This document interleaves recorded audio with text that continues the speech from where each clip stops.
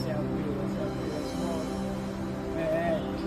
Cha, ngibukelwa amazwi nje lapha uJosefa ongumthathu maphupho kuthiwa kwakuyindodana kaJakobe ayithanda kakhulu ngenxa yokuthi wayithola esesemdala, ngakho izinto ey'ningi ayezenza wayehamba naye uJosefa. Kuthiwa ngelinye ilanga waphupha uJosefa iphupha uma besensimini engazi ukuthi iy'thungo zabafowabo zakhothamela isithungo sakhe uJosefa.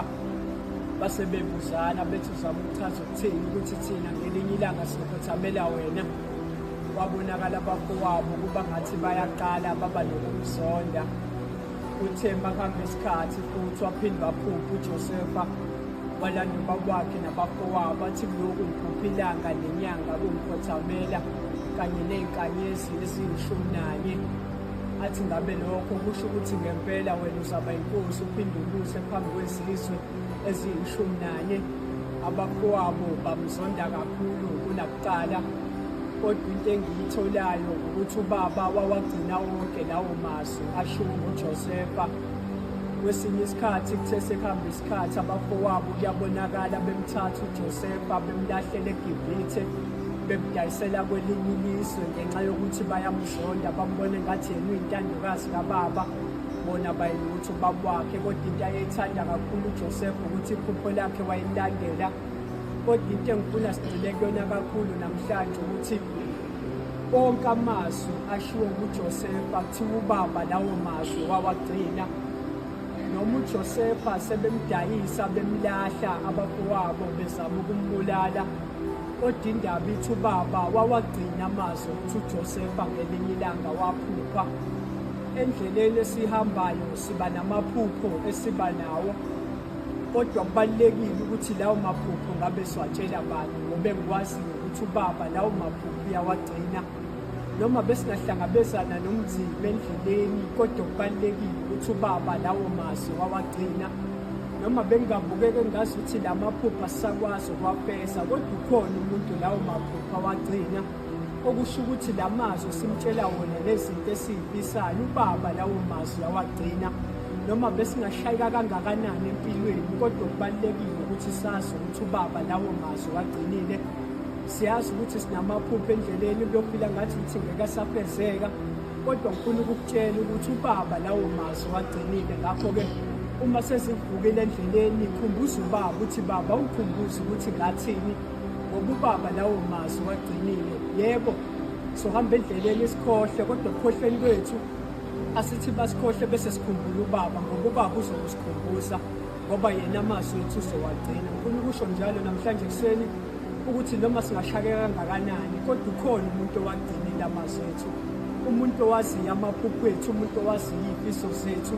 Noma bengakhona abantu esihlalisana nabo esisondelene nabo esingathi singabatshela amaphupho ethu, bazame ngazo zonke iy'ndlela ukuwacindezela, kodwa ngifuna sazi ukuthi ubaba uwagcinile amazwi ethu. Ngakho-ke noma besingasilwisa abantu esibasondeze nabo empilweni, sababukela eduze, sabathatha njengabafowethu, kanti bona basifisele okubi, kodwa kona konke noma sekwenzeka okubi, ake sithathe konke sikubuyisele kubaba, ngoba ubaba yena amazwi ethu uyawagcina. Ngakho namhlanje kuseni ngizosho njalo ukuthi kona konke sikucelayo uNkulunkulu, nakho konke sikucelayo ubaba usezulwini, asowazi ukuthi ubaba lawo mazwi akawakhohlwa.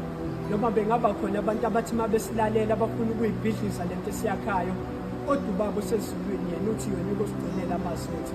Ngakho uma sihluleka endleleni asibokhumbula ubaba, sithi baba sicela usikhumbuze lawo mazwi sawabeka, ukuze sikwazi ukuthi endleleni abe khona ukuthi asikhumbuze sikwazi ukuqhubekela phambili. Ngakho nakho noma zona izinto uma zibuka endleleni usungakhohlwa ukuthi ubaba wawagcina amazwi ethu. Akubonge igama lakhe lomgcini. Ngicela sibalamele. Baba wethu onamandla, Nkulunkulu ophilisayo, mdali wezulu nomhlaba, Baba Nkosi, ekuseni sibiza wena mdala wey'nsuku, sithi akekho ofana nawe, akekho ongefaniswa nawe, akekho njengawe. Baba Nkosi, namhlanje sikhumbuza iphupho likaJosefa ukuthi esephuphile Nkosi, abafowabo bavuka umunyu, abafowabo bavuka inzondo ngenxa yephupho lakhe. Kodwa kuhle ukuthi ubaba wawagcina amazwi ukuthi yena ngelinye ilanga uyoba nginkosi, abantu abaningi bayokumkhothamela. siyasa endleleni, siyohamba endleleni, kube khona abantu abazama ukusisusa endleleni, kube khona abantu abazama ukusiphazamisa emaphupheni ethu. Kodwa kubaluleke kakhulu ukuthi ubaba wawagcina lawo mazwi.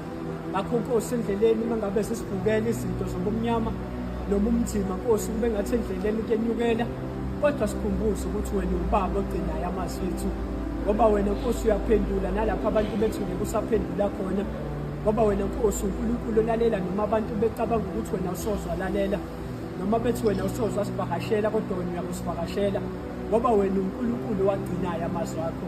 Baba Nkosi, ekuseni sodlulisa ukubonga sithi Nkosi, lamaphupho esinawo naso zonke imfiso esinazo, sicela ukuthi Nkosi usikhumbuze lapho sesikhohlwa khona ukuthi kahle kahle inhloso yethu kwakuyini kwasekuqaleni, akuthi wena bese uyangenelela usikhumbuze amazwi ethu, ukuthi ngelinye ilanga saphupha, singabi nephutha lokuthi siphuphe mase singaphuphanga, kanti sifuna ukuthi uma noma sesiphupha kodwa siphuphe kuba ukuthi siphuphile, kungabi ukuthi siyaphupha kanti asiphuphanga. Ngakho Nkosi, sikhumbuze amaphupho ethu ekuseni, siqale usuku lethu Nkosi. Amaphupha mabengashabalali ukhona, kodwa wena mawusikhumbuze ukuthi wena amazwi ethu osibikele wona, yena uyawagcina amazwi ethu ukuba usikhumbuze. Ngakho namhlanje sikhumbuze Nkosi ukuthi uNkulunkulu ophilisayo, uJehova onamandla, wena ongehlulwayo, ukuthi Baba Nkosi, ekuseni sizosho njalo nje Nkosi ukuthi siyazi ukuthi wena konke esikucelayo uyakugcina, yize bengeke kwenzeke manje, kodwa siyazi ukuthi wena uyakugcina, futhi wena uyakusilethela ngesikhathi esifanelekileyo. Ngakho-ke Nkosi, ukuthi uma kufika lokho kokusisigcinela kona, usifice sisendleleni elindile Nkosi yokulunga, ukuthi singakwazi ukufumana lokho esikucelayo. Ekuseni wena usikhumbuze into eyodwa ukuthi ubaba uyawagcina lawo mazwi siwabekayo kuyena. Ngakho angabe sisabeka ezandleni zomuntu, kodwa Nkosi sicela ukubeka ezandleni zakho, ngoba wena ubaba ogcinayo, wena ubaba ongakhohlwa, wena ubaba ongazeli, ongalali, wena ubaba okhumbulayo. Ngakho Nkosi, ekuseni sisho njalo sithi Nkosi sikhumbuze mase sesikhohlwa, sithi wonke la mazwi Nkosi siwabeka kuwe, uze usigcinele wona ngegama lakho elingcwele kuze kube phakade.